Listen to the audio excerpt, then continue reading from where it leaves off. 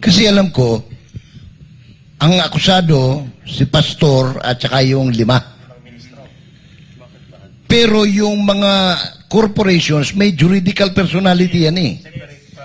Distinct and separate from the individuals. So anong mangyayari? Bakit nasali? If one thing that's very clear to me right now, no, kitang-kita ko, no, at dapat kitang-kita nating lahat, napalusot lang lahat yan, at ang totoong intent ng Marcos administration ay i-sequester yung properties ng KOJC. No, yun lang. Naninindak sila at ginigipit ang KOJC. Bakit atat sila na kunin ang kingdom properties? May mga wanted, katulad nila Bantag at Teves, ba't di nila hinahabol ng government, tulad yung kay Pastor? Alam ko na kung bakit, kasi wala sigurong ganong klaseng asset sila Bantag at Teves, di ba? Thank you, Ma'am. At ang basis niyan, mga kababayan, nagtungan ko nabanggit ni Ma'am Lorraine, hindi po tumiklop at nagpasakop ang Kingdom of Jesus Christ para manikluhod at maging sip-sip sa gobyerno ni Marcos. Dahil dyan, tinarget talaga sila. At pangalawa, yung SMNI po ay naging daluyan ng katotohanan. Ang SMNI naging boses ng mamamayan.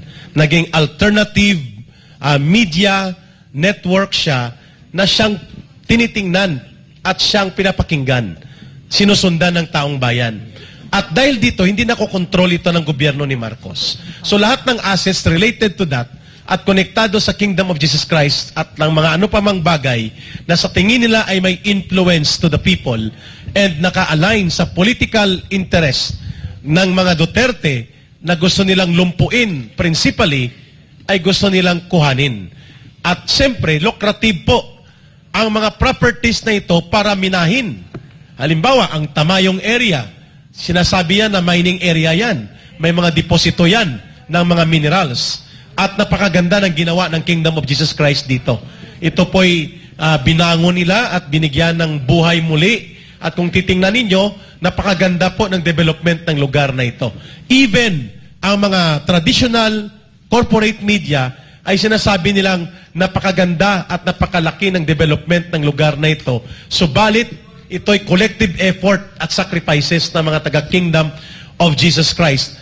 Ang malinaw po dito ngayon, kung ano man ang instrumento ng batas na pwede nilang gamitin, ay kanilang ginagamit para sikilin at lumpuhin ang ano pa mang natitirang semblance ng pagtutol at paglaban na siyang naging simbolo ni Pastor Kibuloy ng Kingdom of Jesus Christ ng SMNI in the last months or at least 1 or 2 years ng Marcos administration. Meron akong tanong lang po.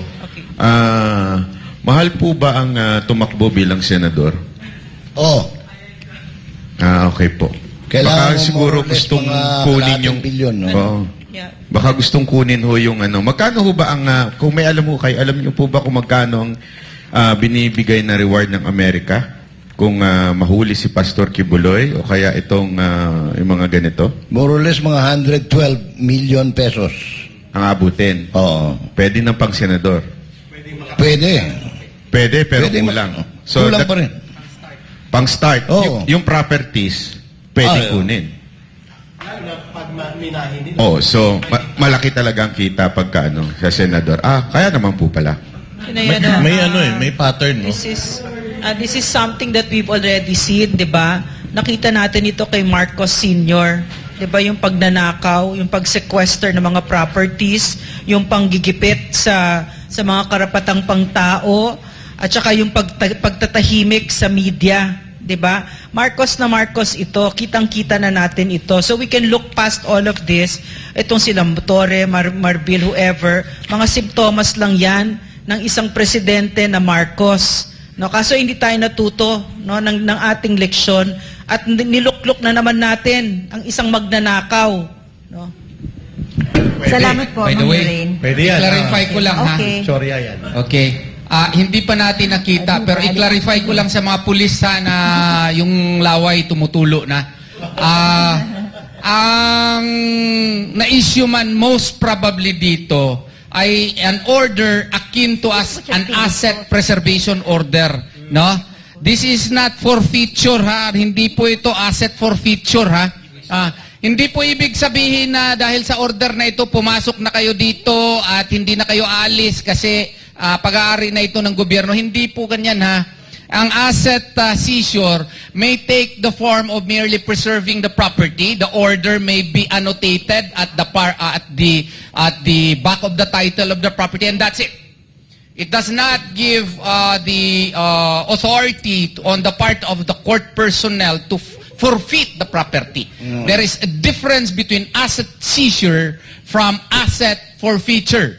There is a difference between asset preservation and asset forfeiture, ha? Dito pa lang tayo sa first step po. So, wala pong karapatan yung mga pulis na pumunta dito at magstay ng 1 buwan at hindi na sila aalis. Hindi po yan ang ibig sabihin dito. Attorney, I have a question. Yes po. You belabored the point, no? Yung ito yung batas, ito yung batas. What makes you think that they will follow that? Kaya nga sumasakit ang tiyan ko, mami. Yan ako, honestly, my reasonable fear. Because even if the law is very clear, the other parties are doing exactly the opposite thing. Even if we say na, hindi po pwede, mag-serve ka ng warrant kung wala ka alias warrant of arrest, na-return niya yan eh.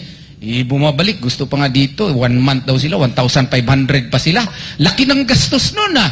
Kung kada tao lang magkain ng 1 araw Jollibee or sa Waxis. Siguro kung sa lahat, sa Waxis sila titira, aba, may kita siguro konti yung Waxis. Makapares, attorney. Magpapares sila. Magpapares sila. Ang mahal nun.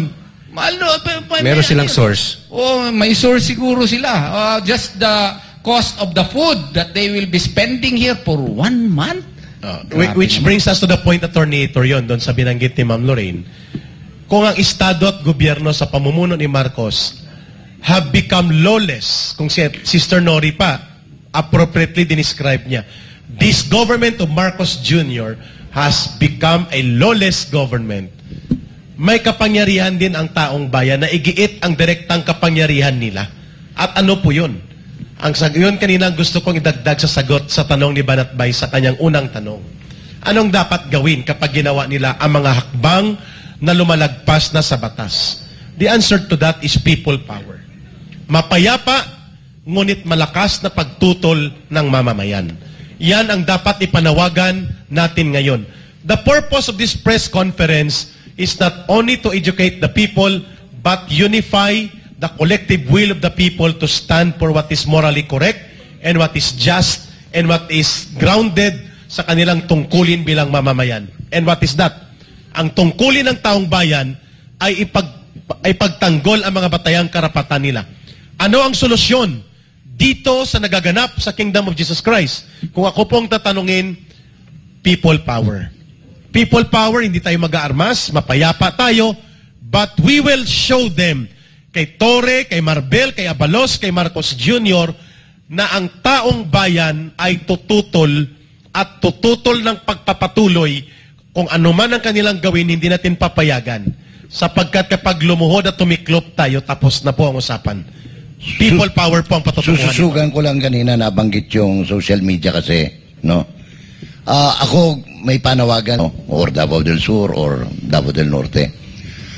Kung ugaling, binisayon ko na lang ni, kung ugaling mahitabo, no, simba ko, nga mamugos sila o sudining dapita, unya,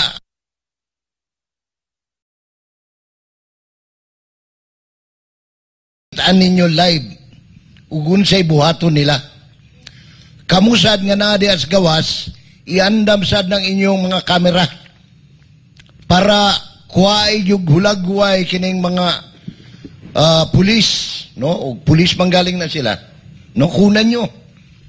At tayo nananawagan sa mga vloggers all over the country, no? Kasi wala, saan pa tayo? Gobyerno, hindi na tayo masyado.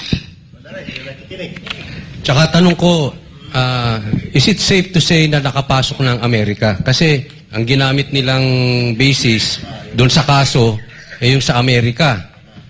Tapos, yung dito ang kinasuhan, yung properties na hindi naman pag-aari ni Pastor Kibuloy lang.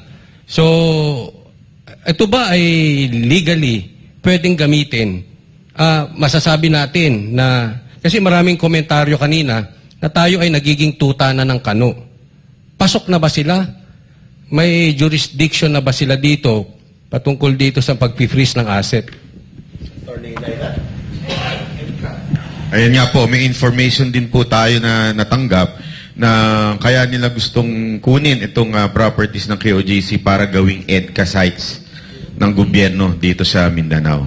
Kasi may mga bali-balita, banat bay na may mga kanuna daw na nandito. Standby. Naka-standby na. So, baka yan nga yung isa sa mga plano nila. Well, balik tayo doon sa tungkol sa Amerika. Under the rule on money laundering dito sa implementing rules and regulations, when you apply for a freeze order, it's ex parte. Pero meron pa po, when I was scanning there is the mutual assistance among states. So, a foreign state can make a request for assistance in the investigation or prosecution of a money laundering offense. And the money laundering AMLC may execute the request and or refuse to execute the request and inform the foreign state of the valid reason why or why they will not execute it or why they are going to delay it. So here it appears that perhaps there is a connection between the cases filed in the United States against Pastor Quiboloy and the freeze order that is being implemented here in the Court of Appeals. Perhaps it could be because of a request for assistance. So here, sa sagot po sa inyo, Coach Oli, mukhang yes, there is a hand, there is an unseen hand that is moving, but apparently it's no longer as unseen as it wants to be.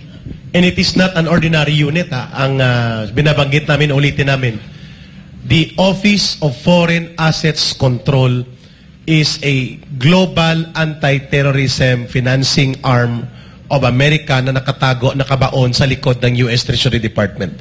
And they are using their influence through State Department connections or even FBI connections and even existing AMLAC connections to influence domestic cases that will warrant their own interest. So sa tanong mo, Coach Oli, sinagot ni Attorney Dayan kanina, ni Attorney Dayna, na ito ay bahagi posible, hindi lang ni-reveal ng gobyerno ni Marcos, pinayagan nila ang pag-intervene ng US Treasury Department Office of Foreign Asset Control na humabol dito sa mga assets na sabi nila connected kay Pastor Quiboloy as a Kingdom of Jesus Christ, because apparently it's not connected directly doon sa binanggit na kaso ni Glenda Portugal kung hindi ito ay konektado sa kaso sa Amerika na hindi umuusad, subalit nakitaan nila ng oportunidad dahil sa pagpapakatuta ni Marcos Jr., he became a willing conspirator on the interventionist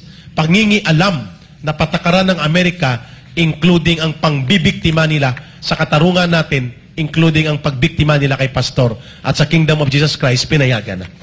Hipokrito.